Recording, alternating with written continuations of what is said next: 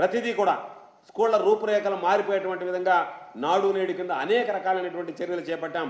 నాడు నేడు కింద అనేక రకాలైనటువంటి కార్యక్రమాలని ఈరోజు పిల్లలకు సంబంధించినటువంటి టాయిలెట్ల దగ్గర నుంచి పిల్లలకు సంబంధించినటువంటి ఎన్నడూ ఊహించినటువంటి విధంగా స్కూళ్ల రూపురేఖలు మారిపోయాయి. అదేవిధంగా ఈరోజు తెలుగు సబ్జెక్టుతో పాటు ఖచ్చితంగా ఇంగ్లీష్ మీడియం ఉండాలనేటువంటి ఆలోచన చేశాం. వాళ్ళకి సంబంధించినటువంటి దాంట్లో పాపం చిన్నప్పటి నుంచే పిల్లలు ఉండాలనేటువంటి ఆలోచన చేశాం. అదేవిధంగా ప్రజాస్వామ్యం ఆదా చేయాలి, బాధ్యతగా వ్యవహరించాలనేటువంటి దాంట్లో రివర్స్ టెండరింగ్ సిస్టమ్ని తీసుకొచ్చాం. ఈరోజు గత ప్రభుత్వం హయాంలో అధికారులు ఉన్నటువంటి వాళ్ళకి కాంట్రాక్టర్లు ఏటీఎం మిషన్లుగా పనిచేశారు. ఆ విధంగా కాకుండా పారదర్శకంగా ఈరోజు రివర్స్ టెండరింగ్ విధానాన్ని తీసుకురావడం జరిగింది. అదేవిధంగా ఆరోగ్యశ్రీకి సంబంధించి 5 లక్షల లోపు అన్ని వర్గాల వారికి దాన్ని పథకం వర్తించాలనేటువంటి ఆలోచనతో వచ్చినా ఆ తర్వాత ఎన్ని లక్షలు ఖర్చైనా సరే పక్కన బెంగళూరు, చెన్నై, మిగతా రాష్ట్రాల్లో చేయించుకున్నా సరే చెప్పినటువంటి మాట ప్రకారం అదేవిధంగా 108, 104 కొత్త వాహనాలు కొనుగోలు చేసి ప్రజలకు అందించడంలో కానీ కార్పొరేట్ ఆసుపత్రులకు ధీటుగా ఈరోజు ప్రభుత్వ రంగ హాస్పిటల్కి సంబంధించినటువంటి వైద్య రంగం మీద ప్రత్యేకమైనటువంటి దృష్టి పెట్టి చేయడం కానీ శ్రీకాకుళం జిల్లాలో ఉన్నటువంటి ఉద్దానం చుట్టుపక్కల గ్రామాల్లో ఉన్నటువంటి కిడ్నీ బాధితుల కోసం ఇబ్బంది లేకుండా ఈరోజు సూపర్ స్పెషాలిటీ ఆసుపత్రి ఏర్పాటు చేయడం కానీ వైఎస్ఆర్ కంటి వెలుగు కింద ఉచితంగా కంటి పరీక్షలు నిర్వహించడం కానీ 7 ఐటీడీఏలో సూపర్ స్పెషాలిటీ ఆసుపత్రుల ఏర్పాటుకు నిర్ణయం కానీ విశాఖపట్నం, తిరుపతి, గుంటూరు, కర్నూలు, కడప జిల్లాల్లో క్యాన్సర్ ఆసుపత్రులు ఏర్పాటు చేయాలని చేయడం, శ్రీకాకుళం, ప్రకాశం జిల్లాలో కిడ్నీ ఆసుపత్రులు కానీ పాడేరు, విజయనగరం అదేవిధంగా పల్నాడు జిల్లాలకు సంబంధించినటువంటి మెడికల్ కళాశాలల ఏర్పాటు కానీ అనేక రకాలైనటువంటివి తీసుకొచ్చాం. పారదర్శకమైనటువంటి పాలన అందించాం. అదేవిధంగా ఉద్యోగులకు సంబంధించి 27% ఐఆర్ జగన్మోహన్ రెడ్డి గారు ఇవ్వడం జరిగింది. ఆర్టీసీ విలీనానికి ఈరోజు కేబినెట్ ఆమోదం తీసుకుని 58 నుంచి 60 ఏళ్లకు వయసు పెంచి ఎక్కడా కూడా ఈరోజు వాళ్ళు ఇబ్బందులు పడకుండా వాళ్ళని ప్రభుత్వంలో భాగస్వామ్యం చేయడం జరిగింది. స్పందన అర్జీలు వస్తే వాటిని ఏదో మొక్కుబడిగా కాకుండా ప్రతి మంగళవారం కూడా స్పందన అర్జీలకు సంబంధించి ముఖ్యమంత్రి గారే స్వయంగా సమీక్షించేటువంటి ఒక వ్యవస్థని తీసుకురావడం జరిగింది. అగ్రిగోల్డ్ బాధితులకు సంబంధించి 1,150 కోట్ల రూపాయలు చెల్లించడం జరిగింది. అదేవిధంగా స్టీల్ ప్లాంట్కి కడపలో శంకుస్థాపన, ఈరోజు దాని గురించి పట్టించుకోకుండా దాన్ని రద్దు చేయాలనేటువంటి ఆలోచన. పారిశ్రామిక పెట్టుబడుల కోసం ఈరోజు 4 కొత్త ఎయిర్పోర్ట్లు తీసుకురావడం కానీ 4 పోర్టులు తీసుకురావడం కానీ ఎక్కడా కూడా మనం వేసినటువంటి అడుగులు ఈరోజు సత్ఫలితాలు ఇస్తే పాపం చంద్రబాబు నాయుడు ఈరోజు జగన్మోహన్ రెడ్డి గారు తీసుకున్నటువంటి నిర్ణయాల వల్ల ఈజ్ ఆఫ్ డూయింగ్ బిజినెస్లో నెంబర్ 1 ఆంధ్ర రాష్ట్రం నిలిస్తే నా ఘనత అని సంకలు గుద్దుకుంటున్నాడు. పెట్టుబడులు వస్తే నా ఘనత అని చెప్పి చంకలు గుద్దుకునేటువంటి పరిస్థితి ఏర్పడింది.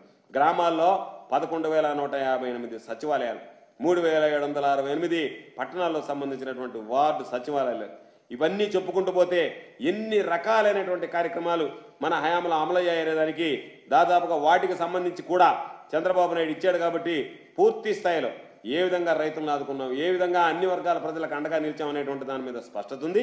ప్రతి ఒక్క దాని మీద కూడా ఈరోజు అన్ని రకాలైనటువంటి చర్యలు తీసుకొని ఎక్కడ ప్రజలకు ఇబ్బంది లేకుండా అన్ని విధాల అండగా నిలిచినటువంటి పరిస్థితి అని చెప్పి మీ అందరికీ తెలియజేస్తున్నాను. చివరిగా 2 విషయాలు మాత్రం చెప్పాల్సినటువంటి పరిస్థితి. జగన్మోహన్ రెడ్డి గారి మీద చంద్రబాబు నాయుడు చేసినటువంటి వ్యాఖ్యలు, మెడికల్ కాలేజీలకు సంబంధించి చంద్రబాబు అనేటువంటి మాట ఆ జీవోలు జగన్ గారి చెవుకు చుట్టండి అని అన్నారు. జగన్మోహన్ రెడ్డి గారి చెవుకు కాదు చుట్టాల్సింది. నీ సెక్యూరిటీ కన్నా అనుమతిస్తే ప్రజలని సూపర్ 6 మీద నువ్వేదైతే వాగ్దానాలు చేశావో అవి నీకు అంటించి గాడిద మీద ఊరేగించడానికి ఆంధ్ర రాష్ట్ర ప్రజలు సిద్ధంగా ఉన్నారనేటువంటి విషయాన్ని గుర్తుంచుకో. జగన్మోహన్ రెడ్డి గారి చెవులకు కాదు నువ్వు చుట్టాల్సింది. నిన్ను జనాలు సూపర్ 6 హామీల్లో భద్రతా వలయం నుంచి బయటకు వచ్చి మీరు ఏది అడిగినా సరే మీకు స్వేచ్ఛ స్వతంత్రం ఉందంటే ఏం అడగరు. ఆ సూపర్ 6 స్టిక్కర్లు అంటించి గాడిదల మీద ఊరేగించడానికి ప్రజలు సిద్ధంగా ఉన్నారు. కాబట్టి మేము చెప్పేది ఈరోజు నువ్వు అమరావతి గురించి మాట్లాడావు. అమరావతి గురించి మాట్లాడితే ఏం చెప్పావు? నోటికి తాళం వేయాలంట. ఏమనుకుంటున్నావు? ఒక ముఖ్యమంత్రిగా పనిచేసినటువంటి వ్యక్తి ఎందుకు నువ్వు ఫ్రస్ట్రేషన్లోకి వెళ్తున్నావు? ఎందుకు సంయమనం కోల్పోతున్నావు? ఇదిగో ఆధారాలు. వరద నీటితో మునిగినటువంటి అమరావతి ఇది వాస్తవమా కాదా? కొన్ని పచ్చ మీడియా మొదటి రోజు చెప్పింది అమరావతి ఏమీ లేదు, సేఫ్గా ఉందేనని. అమరావతి మునిగినటువంటి ఫోటోలు సోషల్ మీడియాలో వచ్చిన తర్వాత ఇంకా దాని గురించి మాట్లాడలేదు. అదేమంటే ఏమంటాడు? అమరావతి ఏమి తిరుపతి మునగదా, విశాఖపట్నం మునగదా, హైదరాబాద్ మునగదా అని మాట్లాడుతున్నావు తప్ప నీ నోటి గుండా అమరావతి సేఫు, అమరావతికి వరదలు రావు, అమరావతిలో నీరు నిలవదని చెప్పి మాట్లాడి రాయించుకున్నటువంటి పత్రికల్లోనే ఈరోజు అమరావతి పరిస్థితి ఇంత దారుణంగా ఉంది అంటే దీనికి సమాధానం చెప్పాల్సినటువంటి అవసరం లేదా? ఎవరి నోటికి తాళం వేయాలి? ఎవరి నోటికుండా ఇష్టారాజ్యంగా మాట్లాడుతున్నారు. చంద్రబాబు నాయుడు నోటికి తాళం వేయాలన్నా? రోజుకొక మాట మాట్లాడేటువంటి చంద్రబాబు నాయుడు చెప్తాడు కదా, నోటికి కాదు చంద్రబాబు తాళం వేయాల్సింది.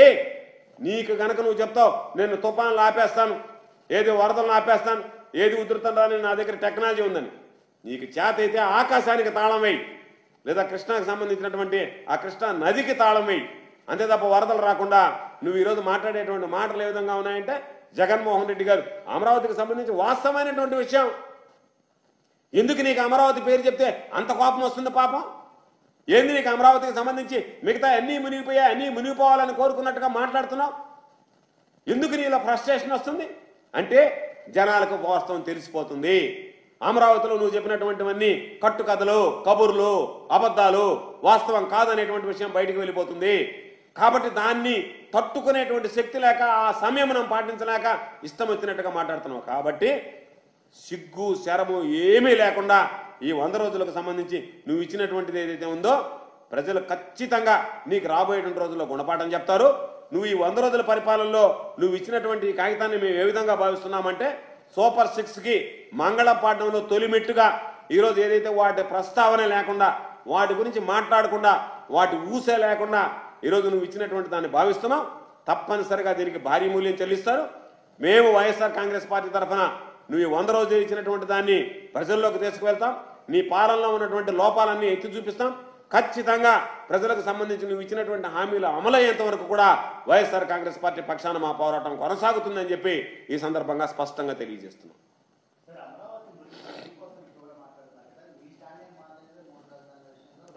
మేం చెప్పేది మా స్టాండ్ గురించి మాట్లాడే ముందు, ఈరోజు మా స్టాండ్ ప్రతిపక్షంలో ఉన్నప్పుడు మా స్టాండ్